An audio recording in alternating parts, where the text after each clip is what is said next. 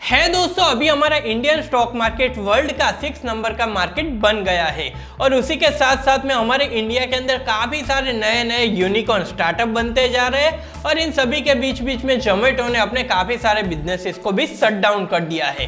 तो ऐसे में यार कोई आइडिया ही नहीं लगा सकता कि आज के टाइम पर या फिर आने वाले टाइम के अंदर इंडिया के अंदर क्या हो सकता है। पर आपको इसके बारे में ज्यादा टेंशन लेने की जरूरत नहीं है, क्योंकि इस वीडियो के अंदर आपको काफी सारी ऐसी स्टार्टअप और बिजनेस न्यूज मिलने वाली है जिसकी मदद से आपको इस मार्केट के बारे में अच्छी तरह से पता चलने वाला है। तो दोस्तों, इसके अंदर हमारी सबसे पहली न्यूज है इंडियन स्टॉक मार्केट को लेकर। तो रिसेंटली इसी वीक के अंदर सेंसेक्स ने अपना ऑल टाइम हाई अचीव कर लिया है। उसने तकरीबन 60,000 पॉइंट को टच कर लिया था और उसी के कारण आज के टाइम पर हमारा इंडिया वर्ल्ड का 6 नंबर का मार्केट बन गया है। और दोस्तों, इसका फायदा काफी सारी हमारी इंडियन कंपनी और उनके स्टॉक को भी हो गया था, क्योंकि इसके कारण उनका भी जो भी स्टॉक प्राइस था वो ऑल टाइम हाई पर जा सका था। इसके अंदर अगली न्यूज है राकेश झुनझुनवाला जी को लेके, जिन्होंने रिसेंटली जी एंटरटेनमेंट के 50 लाख शेयर्स को बाय करे और उसी के कारण जिल के स्टॉक के ऊपर एक दिन के अंदर 30% की अपर सर्किट लग गई थी। तो दोस्तों, अगर मैं आपको पर्सनली बताऊं तो मैंने अपनी खुद की स्टॉक मार्केट जर्नी के अंदर फर्स्ट टाइम ऐसा देखा कि कोई स्टॉक 30% हाई सर्किट पर चला गया है और ये चीज पॉसिबल हो पाई है राकेश झुनझुनवाला जी के डिसीजन के कारण। तो इसके अंदर अगली न्यूज है जोमेटो को लेके। तो रिसेंटली आपने हमारी न्यूज के अंदर देखा होगा कि जोमेटो ने सिंगापुर और यूके के अंदर अपने जो भी ऑपरेशन थे उनको पूरी तरह से शट डाउन कर दिया था। और ऐसे में अगर हम इंडिया के बारे में बात करें तो आज के टाइम पर जोमेटो की फूड डिलीवरी तो अच्छी तरह से इंडिया के अंदर चल ही रही है। इसके अलावा उनकी जो भी ग्रोसरी सर्विस थी और उसी के साथ में जो भी न्यूट्रिशन का उनका बिजनेस था उनको भी उन्होंने पूरी तरह से शट डाउन कर लिया है। और उसी के साथ साथ में उनके जो को फाउंडर थे गौरव जी, उन्होंने भी ये अनाउंस करा है कि वो बहुत ही जल्दी जोमेटो को क्विट करने वाले हैं। तो दोस्तों, ऐसे में पर्सनली यार देखने जाए तो जब से जोमेटो का आईपीओ लिस्टिंग हुआ है स्टॉक मार्केट के अंदर, तब से जोमेटो के बुरे दिन स्टार्ट हो गए। तो ऐसे में हमें देखना रहेगा कि जोमेटो कितने टाइम के अंदर अच्छी तरह से रिकवरी कर सकता है।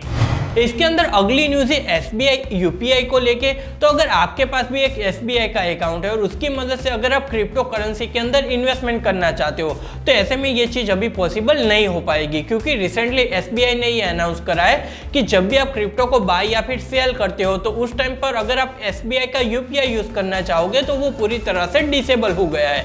तो ऐसे में अगर आपको क्रिप्टो करेंसी बाय या फिर सेल करनी है तो आपको दूसरे बैंक अकाउंट से यूज करना पड़ेगा, तभी आप ये चीज अच्छी तरह से कर पाओगे।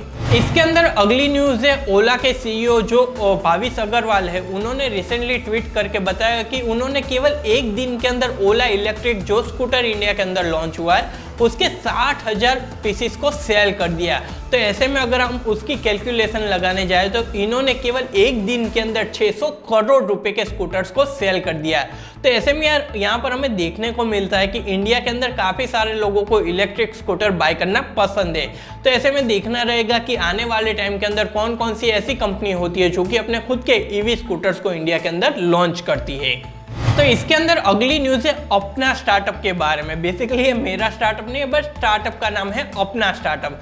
तो वो फाइनली केवल 21 महीने के अंदर एक यूनिकॉर्न स्टार्टअप बन गया है और उसी के कारण वो इंडिया का यंगेस्ट यूनिकॉर्न स्टार्टअप बन गया है। तो यार ऐसे में देखना रहेगा कि किस तरह कोई ऐसा स्टार्टअप आ सकता है जो कि केवल 21 महीने के अंदर यूनिकॉर्न की लिस्ट के अंदर आ सकता है।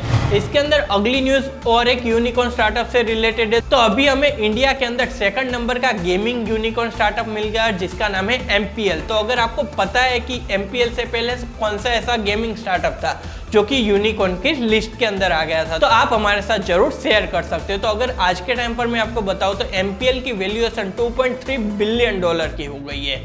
तो ऐसे में देखना रहेगा कि आने वाले टाइम के अंदर कितने ऐसे गेमिंग स्टार्टअप आते हैं जो कि यूनिकॉर्न की लिस्ट में शामिल होते हैं। तो इसके अंदर एक अच्छी न्यूज है हमारे इंडियन जो भी स्टार्टअप कम्युनिटी है उनके लिए। तो आपने काफी बार सुना होगा कि काफी सारे सेलिब्रिटी ने इंडिया के अंदर अलग अलग स्टार्टअप के अंदर इन्वेस्टमेंट कर दिया है। तो ऐसे में मैं आपको बताना चाहता हूँ कि अभी विराट कोहली और दीपिका पादुकोण ने भी अलग अलग तरह के स्टार्टअप के अंदर इन्वेस्टमेंट कर दिया है। तो तो इसके बारे में अगर हम डिटेल्स में बात करें तो विराट कोहली ने हाइपरराइज नाम के एक स्टार्टअप के अंदर इन्वेस्टमेंट करा है। और अगर हम बात करें दीपिका पादुकोण जी के बारे में तो उन्होंने ऑटमबर्ग नाम के एक स्टार्टअप के अंदर इन्वेस्टमेंट कर दिया है। तो ऐसे में हमें देखना रहेगा कि आने वाले टाइम के अंदर कौन कौन ऐसे इंडियन सेलिब्रिटी होते हैं जो कि अलग अलग तरह के स्टार्टअप के ऊपर इन्वेस्टमेंट कर देते हैं।